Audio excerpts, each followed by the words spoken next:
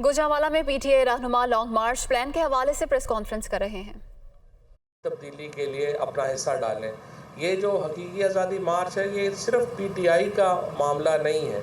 हर वो शख्स जो मौजूदा निज़ाम को बदलना चाहता है, जो पाकिस्तान की एस्टैब्लिशमेंट से ये तवक्को चाहता है, ये मुतालबा चाहता है कि वो अपने आइनी किरदार में वापस जाएं, जो पाकिस्तान में अदालती निज़ाम को से मुतमईन नहीं है, हर वो शख्स जो पाकिस्तान के मौजूदा सियासी निज़ाम को तब्दील करना चाहता है, वो इस हकीकी आज़ादी मार्च का हिस्सा बने और अपने जो तहफ़्फ़ुज़ात हैं उनका अमली तौर पर इजहार करे।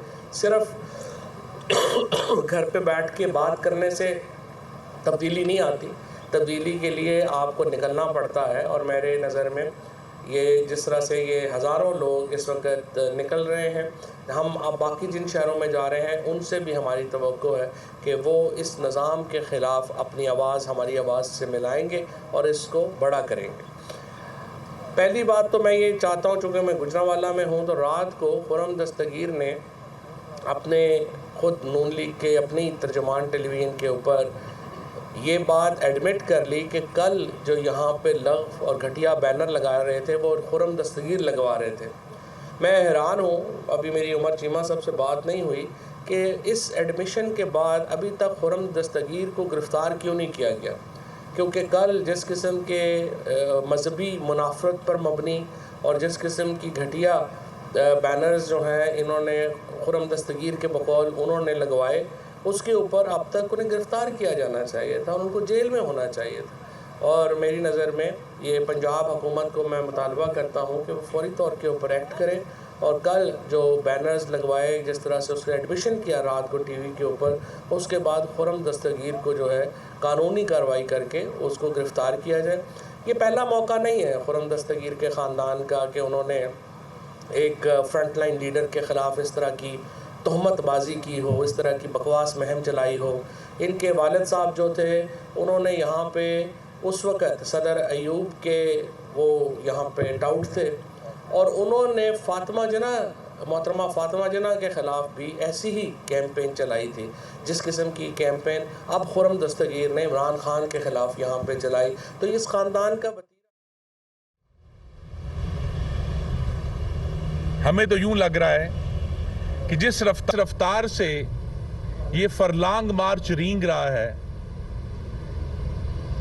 जब तक ये इस्लामाबाद पहुंचेगा तो गालिबन इंतखाबात की तारीख दे दी जाएगी, क्योंकि 12 अगस्त को कौमी असम्बली ने अपनी मुद्दत पूरी करनी है और इंशाअल्लाह अक्टूबर 2023 में आम इंतखाबात होंगे। और ये सारी जो एक्टिविटी है जो आपको नजर आ रही है, ये हवस इक्तदार का मार्च है सर, कि एक फाशिस्ट फसादी से जब हमने एक आईनी तरीका इख्तियार करते हुए कौमी असेंबली में अदम एतमाद के जरिए इक्तदार उससे ले लिया है, तो वो फाशिस्ट फसादी फड़फड़ा रहा है और उस फड़फड़ाने में पाकिस्तान के सियासी और मौशी इस्तेहकाम को दांव पर लगा दिया। ये कोई हादसा नहीं है कि 2014 में चाइना के सदर ने इस्लामाबाद आना हो तो ये फसादी इस्लामाबाद में धरना दे दें।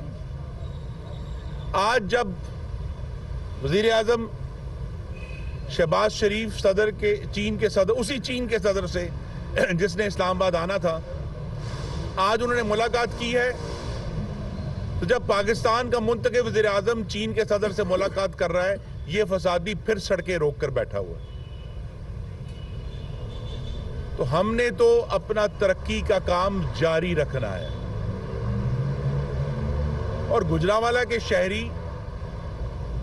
उन्हें याद कराने की जरूरत नहीं है कि जब से ये फसादी हुकूमत आई है, गुजरांवाला के अस्पताल बदहाल हैं, गुजरांवाला के स्कूल लावारिस हैं, गुजरांवाला की सड़कें तबाहाल हैं, जिले और शहर में तरक्की का अमल 4 साल से रुका हुआ है।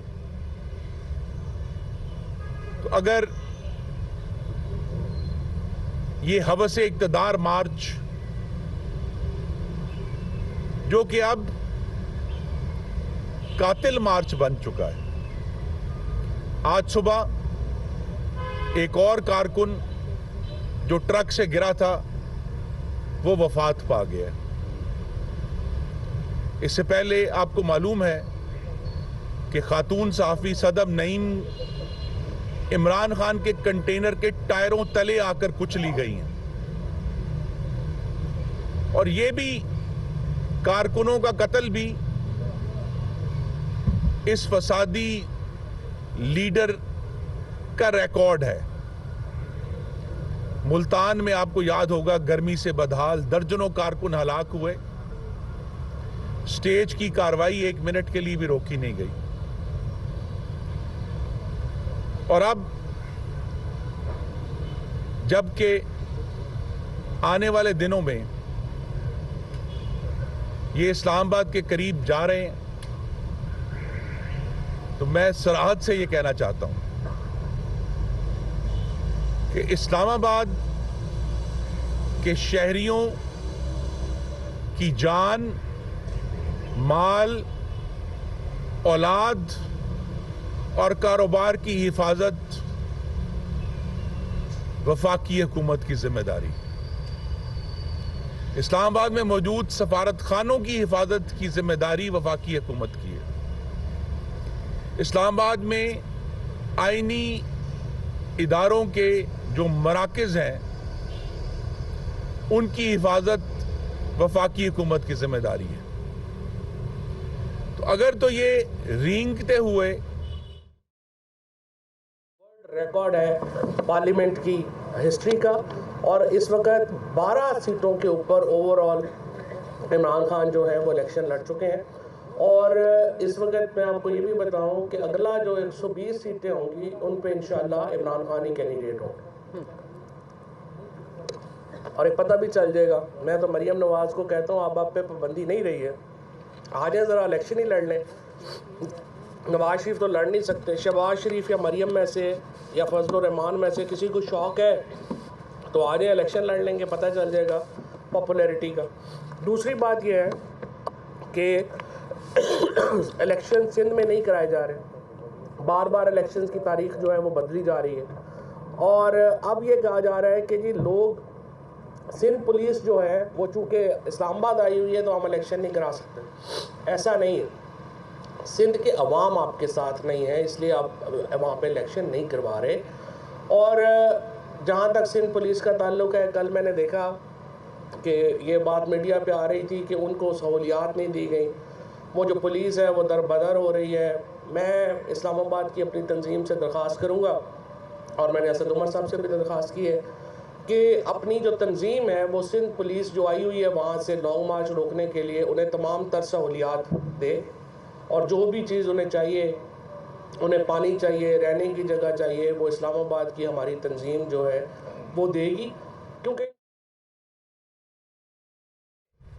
इस फसादी जमात का रिकॉर्ड है, इस फसादी जमात का रिकॉर्ड है कि 2014 में इनके कारकुनों ने डंडे लेकर पाकिस्तान टेलीविजन पर कब्जा किया था। इनका रिकॉर्ड है कि इस फसादी जमात के लोगों ने दर्जनों इस्लामाबाद पुलिस के अफसरों और एहलकारों की हड्डियां तोड़ी थी, उनको जदोकोब किया था। यह इस फसादी जमात का रिकॉर्ड है कि इन्होंने बुलडोजर लेकर पार्लियामान का जंगला गिराया था। तो वो लोग जो इस्लामाबाद पर हमलावर चाहे अटक पुल से हुए या डी चौक में हुए, ये इनका रिकॉर्ड है। इमरान खान का रिकॉर्ड तशद्दुद का रिकॉर्ड है, लेकिन वफाकी हुकूमत पुरअज़म है, हमारी तैयारी है। अगर तो ये अमन से इस्लामाबाद पहुंचना चाहते हैं और वहां बात करना चाहते हैं, सिर्फ इस पर मुज़ाकरात होंगे कि इनका मार्च अगर तो पुरअमन रहने की हमसे बात करना चाहता है और किसी चीज पर ये वसीउल बुनियाद वफाकी हुकूमत मुज़ाकरात के लिए तैयार नहीं है। हम अपनी आईनी मुद्दत मुकम्मल करेंगे जो कि 12 अगस्त 2023 तक है, और जिन्हें इंतखाबात की जल्दी है उनके पास मुल्क की 4 इकाइयों में हुकूमत मौजूद है। पंजाब असेंबली को तहलील क्यों नहीं कर देते? खैबर पख्तूनख्वा असेंबली को तहलील क्यों नहीं कर देते? गिलगित बल्तिस्तान की कानून साज असेंबली को तहलील क्यों नहीं कर देते? आजाद जम्मू कश्मीर की कानून साज असेंबली को तहलील क्यों नहीं कर देते? अगर तो संजीदा है तो बजाय ये कि यहां से रेंगते हुए लोगों की जिंदगियों में खराबी लाते हुए अमल करके दिखाएं। और मुल्क में एक सवाल पैदा हो गया है कि खुदा जाने कोई टेंशन है। मैं सिर्फ वाजे करना चाहता हूं कि मुल्क में अगर कोई तनाव है तो वो उन चंद 100 मीटर में है जहां से ये फसादी मार्च गुजर रहा है। बाकी पूरा पाकिस्तान पुरअमन है और हमारी तवज्जो तो सैलाब ज़दगान की बहाली पर है। हमारी तवज्जो पाकिस्तान की मुईशत की बहाली पर है। हमारी तवज्जो पाकिस्तान में महंगाई कंट्रोल करने पर है। हमारी तवज्जो और जो काम आज शहबाज शरीफ कर रहे हैं, पाकिस्तान के दोस्तों के साथ जो ताल्लुकात इमरान खान ने तबाह किए थे उसको दोबारा बहाल करने पर है। लेकिन इस मुल्क में अमन कायम रहेगा, जमहूरियत कायम रहेगी। और जो ये कहता है, शायद वो दुरुस्त कहते हैं कि मार्शल लॉ से मुझे फर्क नहीं पड़ता। भाई कैसे फर्क पड़ेगा? आप तो मार्शल लॉ के रेफरेंडम की हिमायत कर चुके हैं। परवेज मुशर्रफ के दौर में उसके रेफरेंडम के जलसों में अपने झंडे लेकर शरीक हो चुके हैं। आपको तो फर्क मार्शल लॉ से फर्क नहीं पड़ता, फायदा होता है। लेकिन कौम को यह फर्क पड़ेगा और इसीलिए हमारी तवज्जो इस बात पर है कि हमें इस मुल्क को इस्तेहकाम देना है, इस मुल्क के सियासी मामलात में एक ठहराव लेकर आना है। तो अगर तो मुल्क का अमन, मुल्क में ठहराव इनका एजेंडा है तो बात कर लें। धमकियों से, तशद्दुद से शहरियों की जिंदगियों को तबाह करके तो ये फाशिस्ट मकासद हम हासिल नहीं होने देंगे। हम मज़ामत करेंगे, गुजरांवाला मज़ामत करेगा।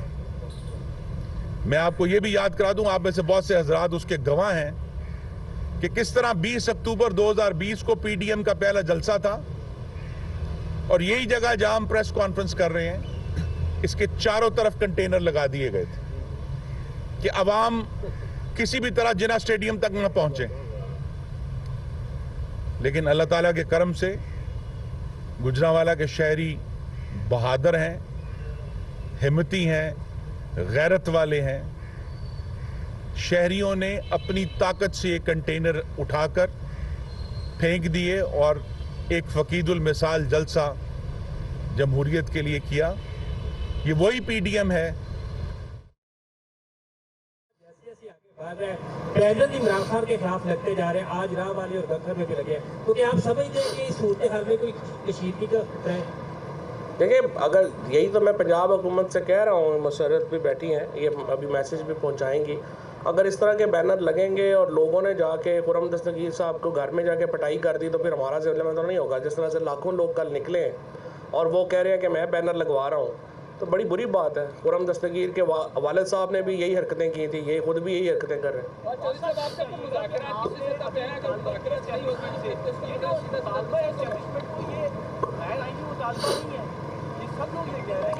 सही बात, सही, ये बात आपकी सही है कि एस्टैब्लिशमेंट का मुझसे कहना कि ये किरदार अदा करे ये आइन से बाहर है, लेकिन यही तो मसला है पाकिस्तान में। एस्टैब्लिशमेंट ने किस आइन के तहत MQM और BAP को कहा कि ये आप अलाइज इधर से उधर हो जाएं?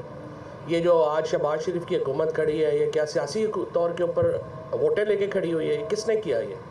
तो जिन्होंने किया वो नहीं कह रहे ना कि आपने फैसला गलत किया। आप अगर मुज़ाकरात नहीं करते हुकूमत के साथ और हमारे राय की आजादी सिर्फ इमरान खान को हासिल नहीं है, गुजरांवाला के शहरियों को भी हासिल है। वो भी बैनर लगा सकते हैं, वो भी चोर को चोर कह सकते हैं। तो चोर को चोर कहना इजहार राय की आजादी है। जो आइन जिसका एहतराम करते हुए हम इनको इजाजत दे रहे हैं कि ये हर किस्म की लग़्व गुफ्तगू करें, वही आइन हमें भी इस शहर के रहने वालों को भी इजाजत देता है कि वो ये बैनर लगाएं कि घड़ी चोर नामंजूर है, तोशाखाना का चोर नामंजूर है, 52 अरब के बरतानवी पैसे का चोर नामंजूर है और रहेगा।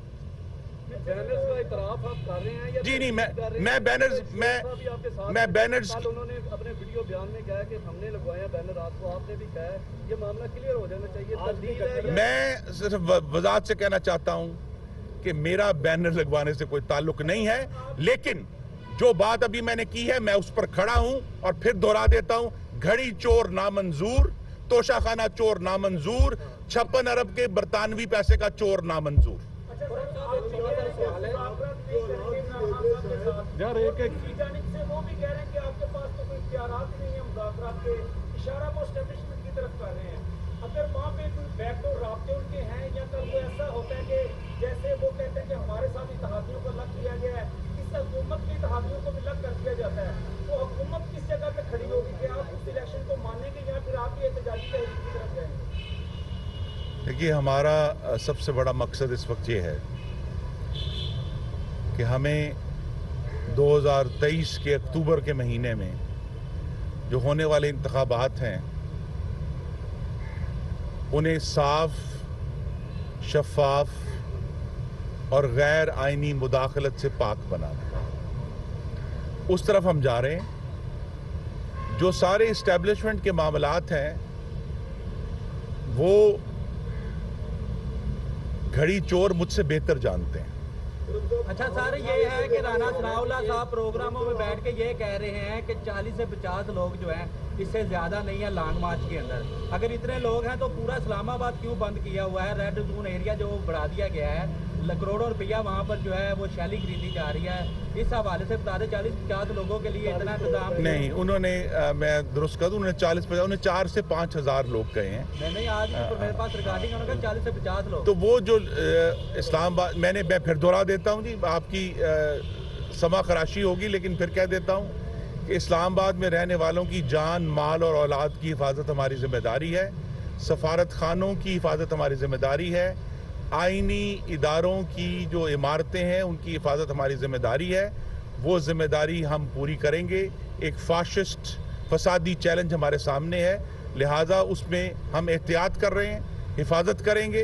और इंशाल्लाह मैं फिर कह देता हूँ, अगर ये पुरअमन तरीके से वहाँ जाना चाहते हैं और तशद्दुद की धमकियाँ देना बंद कर दें तो आकर बैठें, 126 की बजाय 252 दिन बैठें। लेकिन इशू ये नहीं है, इशू यही है कि जब भी ये बात करते हैं इसके नीचे एक तशद्दुद की धमकी होती है, जिसके लिए हम ये तैयारी कर रहे हैं। पहला मार्च है जो 4 घंटे चलता है और 10 किलोमीटर चलता है, इसकी वजूहात आपकी नज़र में क्या है? क्या आप ये समझते हैं लोग कम हैं? खास आपका दावा है कि लोग इतने ज़्यादा हम नहीं चल पाते, और ये भी बताइएगा क्या इंतजार तो नहीं किया जा रहा कि आर्मी की तैनाती हो जाए, नाम सामने आ जाए? जी देखिए, पिछला धरना भी इसी तरह रेंगता था कि दिन के दौरान डी चौक खाली, चंद दर्जन लोग, और रात के वक्त जो है वो एक मौसीकी के प्रोग्राम के लिए लोग इकट्ठे हो जाते थे। इसलिए ये जो इस वक्त जोहर से मगरिब तक का मार्च है, दिन छोटे हैं, ये सिर्फ एक सियासी स्टंट है और एक तशद्दुद की धमकी है कि अगर हमें वो ना मिला जो हम मांगते हैं कराची में पीने के पानी की फराहमी समेत दीगर मंसूबे चीनी कंपनियों ने कराची में सरमायाकारी की दावत कबूल कर ली। पाकिस्तान में सरमायाकारी और मुश्तरका मंसूबों में गहरी दिलचस्पी का इजहार। 10,000 मेगावाट के शमसी तवानाई के मंसूबे पर मिलकर काम करने की पेशकश। वजीर आजम का गवादर हवाई अड्डे पर काम की रफ्तार तेज करने पर इसरार। वजीर आजम ने कहा कि माजी में मसाइल पर हम माजरत ख्वाह हैं। चीनी कंपनियों को वाजिबुल अदा 160 अरब रुपए की अदायगी कर चुके।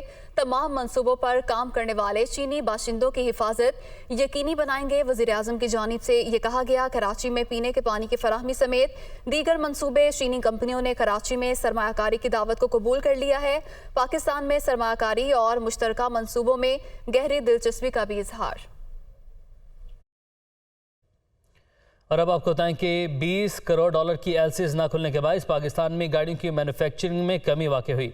गाड़ियों के स्पेयर पार्ट्स और किट्स दरामद ना होने की वजह से प्लांट्स की सलाहियत मुतासिर हो रही है। इस हवाले से मज़ीद मालूमात जो है वो हासिल करेंगे अपने नुमाइंदे मुदस्सिर अली राना से। मुदस्सिर बताएगा, मैन्युफैक्चरिंग मुतासिर हुई, ज़ाहिर है गाड़ियाँ जो हैं वो डिलीवर भी नहीं होंगी और इस तरीके से गाड़ी की जो ऑन कीमत है उसमें भी इजाफा होगा। तो किस तरीके से आम सारिफ इससे मुतासिर हो रहा है और कंपनीज़ का क्या कहना है? जी, कारसाज कंपनियों की जानिब से सलाहियत के मुताबिक गाड़ियों की जो पैदावार है वो नहीं हो रही, जिससे सार्फिन भी परेशान हैं और सिर्फ सार्फिन नहीं बल्कि कारसाज खुद भी परेशान हैं, क्योंकि ज़राए वजारत सन्नत व पैदावार की जानिब से बताया गया है कि कारसाज कंपनियों की तकरीबन 20 करोड़ डॉलर की जो एलसीज हैं वो नहीं खुल सकी हैं, जिसके बाइस कारसाज की जो पैदावार है वो इंतहाई कम होकर रह गई है। ज़राए वजारत सन्नत व पैदावार की जानिब से बताया गया है कि गुज़श्ता साल के दौरान जो गाड़ियों की पैदावार 4.5 लाख सलाहियत के मुताबिक थी वो एक साल में कम होकर 3 लाख तक रह गई है। इसमें मुख्तलिफ कार कंपनियों से जो सार्फिन ने कारों की बुकिंग करवा रखी थी उनको बर वक्त कार भी नहीं मिल सकी और साथ में उनको एडिशनल पेमेंट भी अदा करनी पड़ रही है। इस तमाम का जो मलबा है वो ज़राए वजारत सन्नत व पैदावार की जानिब से बताया जा रहा है कि कारसाज कंपनियों में एलसीज ना खुलने पर डाल दिया है। अब ये फैसला भी किया गया है वज़ीर ख़ज़ाना इसहाक़ डार की जानिब से 2 रोज़ कबल के जो 1 लाख से अबव 1 लाख तक की एलसी है उसको खोल दिया जाए, लेकिन जो कारसाज कंपनियों की एलसीज हैं उसमें ज़राए वजारत सन्नत व पैदावार की जानिब से बताया जा रहा है कि तकरीबन 20 करोड़ डॉलर की एलसीज हैं जो अभी पेंडिंग में पड़ी हैं और उनको नहीं खोला जा रहा, जिसके बाइस जो गाड़ियों के स्पेयर पार्ट्स हैं, गाड़ियों के इंजन है वो दरामद नहीं किए जा सके और जो गाड़ियों की मैन्युफैक्चरिंग है वो मुतासिर हुई है।